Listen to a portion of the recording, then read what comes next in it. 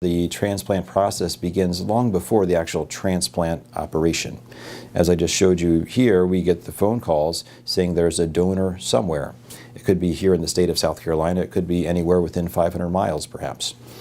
And once the person on call does the evaluation online, we often talk between Dr. Paletti, Dr. Whalen, and myself to decide if this donor really is an appropriate donor for our potential recipient. And then we collectively make the decision that yes, we'll do the transplant, or at least go there to evaluate, or no, we'll decline. And then beyond that, there's a very lengthy period of waiting, I would say 4 to 6 hours. And that time is also very variable. And in that time period, we make the phone calls to our prospective recipient and tell them you need to hurry up and come to the hospital, only to find themselves waiting for another period of time while we coordinate with the other centers receiving organs from this same donor. And then we pick an OR time at the donor hospital that we'll all meet and do the procurements. I fly away typically with one of our fellows and also support staff from our LifePoint organ procurement organization. They arrange for the travel both in the ground and on the air. We fly out together to harvest the lungs or the heart and bring them back ourselves. Once the organs arrive here in the hospital, as you saw with Mr. Floret, they come in this ice chest, and there are several bags that are all packed sterilely at the donor hospital to make sure the lungs stay sterile throughout the entire process. The lungs are lifted from the ice chest into sterile basins on the OR back table. And when we take the lungs, they come out as a block.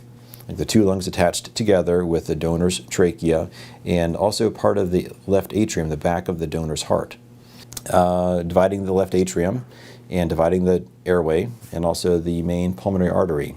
And then we place the right and left lungs into each of their own sterile basins on ice.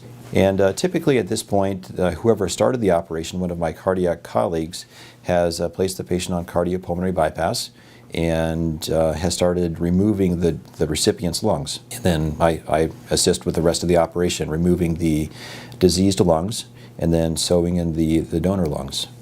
My favorite part is coming off pump. So during the whole bypass procedure, as we take out the lungs and sew the lungs in, the patient is supported. We could take out both lungs at the same time and the patient would be just fine because the bypass machine is serving the function of the lungs and also this heart that's not really pumping blood during the operation. The true test of the operation is once we wean off the cardiopulmonary bypass. That tells us that the lungs are functioning. And it's not something we do instantaneously. We don't just flip a switch. But what we do is we turn down the flows of the bypass pump. So during the operation, the typical flow is around 5 liters of blood. That's a typical cardiac output of an adult person. And we turn the pump down halfway. So it only pumps 3 liters or 2 liters or 2.5. And what that allows the right heart to do is to pump the blood to the lungs and come back into the left side in the body. And as we do that, we watch the patient's oxygen saturations.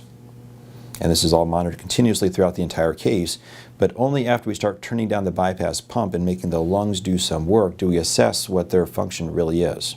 And if there's any issues, we go back and support with partial or full cardiopulmonary bypass. We spend some time looking around to make sure there's no bleeding issues from where we sewed the pulmonary artery or the pulmonary veins back together. And then after 10 or 15 minutes of stability where we've proven that these lungs are working, then we work on taking out the bypass lines for the pump. But having the ability to turn down the pump and to stand there and assure myself and everyone else in the room that these lungs are doing what they're supposed to be doing, they're oxygenating the body, that's success. And that's really what I look forward to the entire case.